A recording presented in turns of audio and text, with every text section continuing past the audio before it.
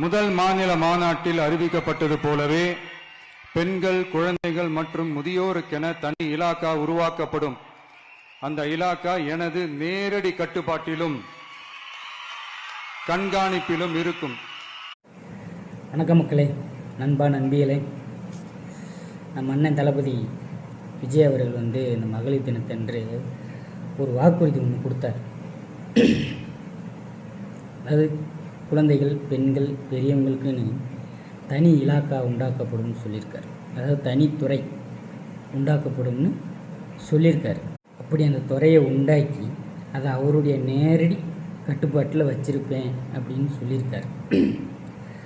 அந்த துறைன்னு என்னன்னா, இப்போ எப்படி நம்ம வாகனங்கள், ரோடு இதுக்கெல்லாம் சேர்த்து போக்குவரத்து துறை, இந்த மருத்துவம், செவிலியர்கள்லாம் சேர்ந்து சுகாதாரத்துறை, அப்புறம் பார்த்திங்கன்னா நம்ம கனிம வளங்களுக்கு கனிம வளத்துறை, படிப்புக்கு கல்வித்துறை அப்படின்னு தனித்தனி துறை இருக்குல்ல, அது மாதிரி இந்த குழந்தைகள், பெண்கள், பெரியவங்களுக்குன்னு தனித்துறை அதை உருவாக்கி அதை அவருடைய நேரடி கட்டுப்பாட்டில் வச்சுருப்பேன்னு சொல்லியிருக்கு.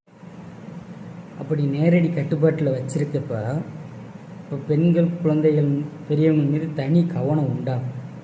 அப்படி தனி கவனம் உண்டானாலே தப்புகள் குறைய ஆரம்பிச்சிடும்.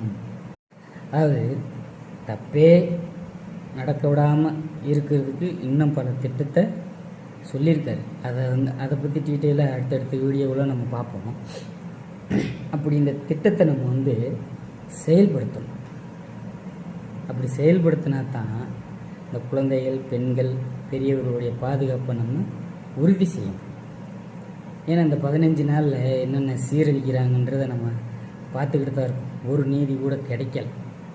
இப்போ நம்ம இந்த திட்டத்தை கண்டிப்பாக நம்ம செயல்படுத்தி ஆகணும் மக்களே. அதனால் வருகின்ற சட்டமன்ற தேர்தலில் நம்ம தளபதி அண்ணன் விஜய் அவர்களுக்கு விசில் சின்னத்தில் வாக்களித்து வெற்றி பெற செய்யணும். வெற்றி பெற செஞ்சு அவரை முதலமைச்சர் அரியணையில் நம்ம அமர்த்தினா தான் நம்ம குழந்தைகளையும், பெண்களையும், பெரியவங்களையும் பாதுகாக்க முடியும். அதனால் மக்களே, கான்ஃபிடென்ட்டாக இருங்க, வெற்றி நிச்சயம்.